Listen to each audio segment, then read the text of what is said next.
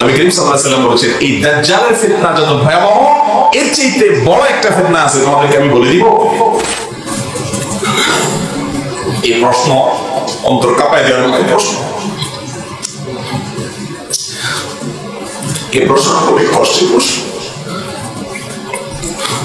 কারণ আমরা যারা মিডিয়াতে কাজ করি, আল্লাহ মাফ করুক, ইখলাস আমাদের জন্য অনেক কঠিন। মানুষের কাছে বাহবা পাওয়া, মানুষের প্রশংসা করা, ভিউ কত মানুষ আমাকে চিনলো জানলো, এই বিষয়গুলো আমাদের আমলকে নষ্ট করে।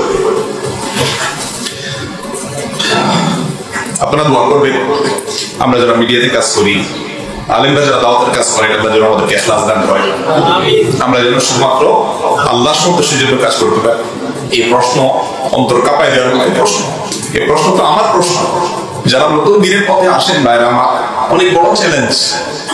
কিছুদিন দিনের পথে চলার পর নিজের মধ্যে অহংকার চলে আসে, অমুকে গোমরাহ, অমুক ভুল পথে আছে, অমুক বেদাতে ডুবে আছে, অমুকে নামাজ পড়ে না, আমি অনেক কিছু করে ফেলেছি, নিজের ভিতরে অহংকার চলে আসে। খবরদার, শয়তান আমাদেরকে ধ্বংস করতে চায়। এই জায়গায় আল্লাহর কাছে আশ্রয় প্রার্থনা করতে হবে। মনে করতে হবে যে আমি বহু ভালো কাজ করার পর হয়তো কোনো কারণে আমার রবকে অসন্তুষ্ট করে ফেলেছি। আমার গন্তব্য যদি কিয়ামতের দিন জাহান্নাম হয়, আর কোনো মানুষ যাকে আমি মনে করি সে কিছুই করতেছে না, আল্লাহর কাছে হয়তো সে কোনো আমলের কারণে প্রিয় হয়ে গেছে, আর যদি কিয়ামতের দিন সে জান্নাতের পথ ধরে, তাহলে সে আমার চেয়ে শ্রেষ্ঠ।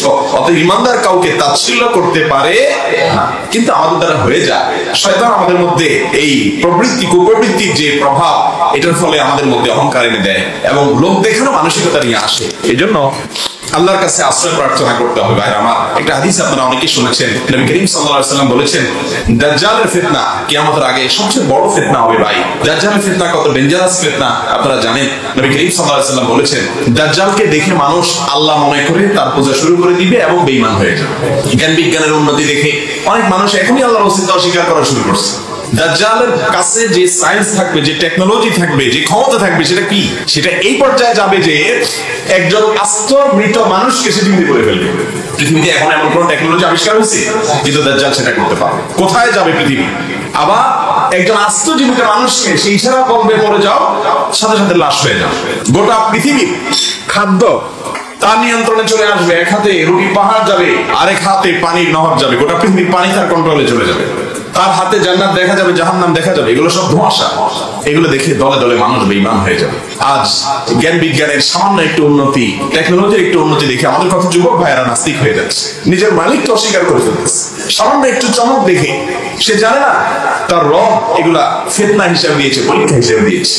তো দাজ্জাল ফিতনা হবে এত ভয়াবহ, দলে দলে মানুষ বেঈমান হয়ে চলে যাবে এবং এই ফিতনায় পা দিবে। এই জন্য তিনি দোয়া করতেন, আল্লাহুম্মা ইন্নী আউযু বিকা মিন ফিতনাতিল মাসীহিদ দাজ্জাল। আল্লাহ, দাজ্জালের ফিতনা থেকে আমরা আপনার কাছে আশ্রয় চাই। সেই বৈঠকে আমরা দোয়া মাসরে যে পড়ি, আল্লাহুম্মা ইন্নী যালামতু নাফসি যুলমান কাসীরা। এর পাশাপাশি আরেকটা দোয়া আছে, সেটাও পড়বেন। আমি সবসময় পড়ার চেষ্টা করি, নবী করিম সাল্লাল্লাহু আলাইহি ওয়াসাল্লাম পড়তেন। সেটা কি? আল্লাহুম্মা ইন্নী আউযু বিকা মিন আযাবিল কবর ওয়া মিন আযাবিন নার ওয়া আউযু বিকা মিন ফিতনাতিল মাহইয়া ওয়াল মামাত ওয়া আউযু বিকা মিন শাররি ফিতনাতিল মাসীহিদ দাজ্জাল। আল্লাহ, আপনার কাছ থেকে জাহান্নামের আযাব থেকে পানাহ চাই, কবর আযাব থেকে পানাহ চাই। আল্লাহ, দুনিয়াতে বেঁচে থাকলে কত ফিতনা, কত ধোঁয়াশা, কোনটা সত্য কোনটা অসত্য বুঝতে পারি না, কখন ঈমান হারা হয়ে যায়। এই ফিতনা ধোঁয়াশা থেকে আপনি বাঁচিয়ে রাখেন।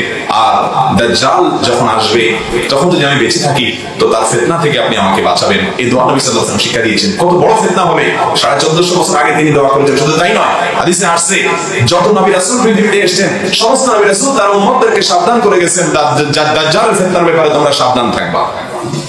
আজ এখনই মানুষ নাস্তিক হওয়া ধরছে।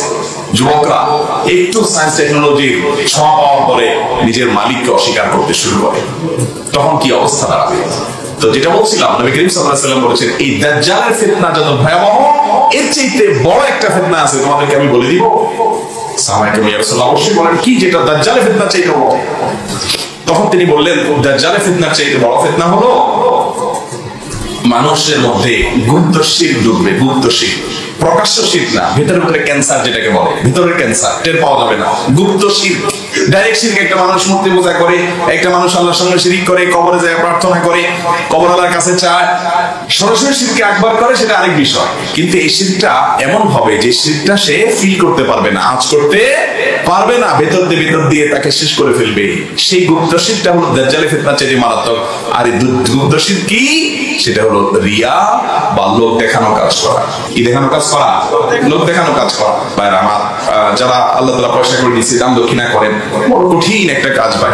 দিলেন না আরেক জিনিস, কিন্তু দিলেন মানুষের কাছে লাভ আশা পাওয়ার আশায় দিলেন, মানুষের কাছ থেকে ফিডব্যাক পাওয়ার আশায় দিলেন, মানুষ দানবীর বলবে আশা দিলেন। তাহলে মনে রাখেন, শুধু জাহান্নামে যাবেন তা নয়, জাহান্নাম উদ্বোধন করা হবে এই লোকগুলো দিয়ে। আল্লাহ তাআলা আমাদের সবাইকে রিয়ার এই ভয়াবহ ফিতনা থেকে হেফাজতে রাখো। বিশেষ করে আমার জন্য আমি দোয়া চাই, আপনারা দোয়া করবেন যে আল্লাহ রাব্বুল আলামিন সত্য রিয়া, লৌকিকতা, লোক দেখা, লোক শোনা, মানুষের ভাবার কারণে আমাদের আমল যেন নষ্ট হয়ে না যায়। হাজার হাজার মানুষ কষ্ট হচ্ছে, লক্ষ লক্ষ মানুষ আমল করে, জীবন পরিবর্তন আনে এই অহংকারে।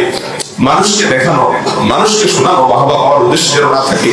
অন্তর গভীর থেকে আমি আপনাদের কাছে বিনীত ভাবে আহ্বান করি, এই মুহূর্তে একটু দোয়া করে আল্লাহ যেন আমাদের সবাইকে ইখলাস দান করে, আমাদের নিয়তের মধ্যে যেন আল্লাহ বরকত দান করে, আমাদের নিয়তের মধ্যে যেন আল্লাহ রাব্বুল আলামিন এই শিরকে খাফি বা লোক দেখানো, লোক শোনানো, এই ভয়াবহ ফিতনা বাঁচা করি। মাঝে মধ্যে মানুষ চায় যে সরে যায় মিডিয়া টিডিয়া থেকে, কারণ কি হবে সমস্ত আমল করে যদি সেটা জাহান্নামে যাওয়ার কারণ। আল্লাহ রাব্বুল আলামিন আমাদের সবাইকে হেফাজত করুন।